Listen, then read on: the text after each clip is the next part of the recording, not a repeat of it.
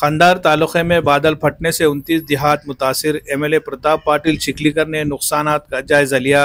जिला नांदेड़ के खंडार तालुके में बुध की रात से जारी तूफानी बारिश और बादल फटने के वाक़यात ने शदीद तबाही मचाई है। इन बारिशों से कमोबेश 19 देहात मुतासिर हुए हैं और कई देहातों का ज़मीनी राब्ता पानी की सतह बढ़ जाने की वजह से मुनक़ता हो गया है। बादल फटने के इन वाक़यात के बाइस नंदनवन, चिखली, साविल, शिवर, औराल, मंगल, सानवी, दाताला, लेगांव, शिराडोन, डंडा, कंडा, कावथा, बारूल, तेलूर, येल्लूर, काटमल्हा, चूमेगांव, उमरा, दनज खुर्द जैसे देहातों के मुतादिद मकानात में बारिश का पानी दाखिल हो गया है।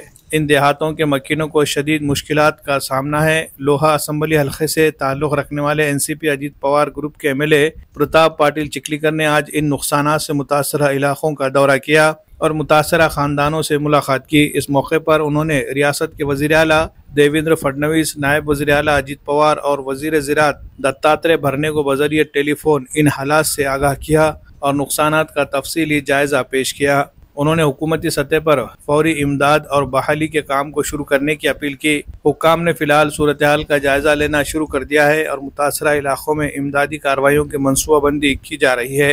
Bureau report, MCN Urdu news.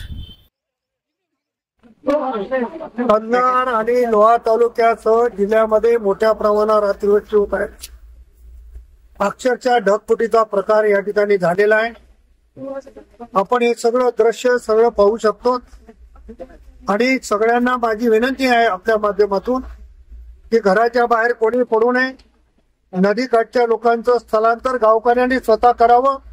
शासन त्याच्यासाठी अग्रेसिव्ह आहेत। आताच राज्याचे मुख्यमंत्री आदरणीय फडणवीस साहेब आणि राज्याचे उपमुख्यमंत्री अजितदादा पवार साहेबांचं माझं बोलणं झालेलं आहे। त्यांनी मान्य जिल्हाधिकारी, मान्य तहसीलदार आणि सर्व यंत्रणेला सूचना दिलेल्या आहेत। त्यामुळं सर्व नागरिकांना, सर्व गावकऱ्यांना हात जोडून विनंती आहे की घराच्या बाहेर पडू नका। नदीकाठच्या लोकांना चांगल्या सुरक्षित जागे आपण स्वतः पुढाकार घेऊन आलो। जनावरं सोडू नका आणि शाळा बंद करण्याच्या सूचना मान्य शिक्षणाधिकारी देत आहेत, तेव्हा शाळेमध्ये मुले पाठवू नका अशा पद्धतीची विनंती माझी आपल्या माध्यमातून सर्वांना।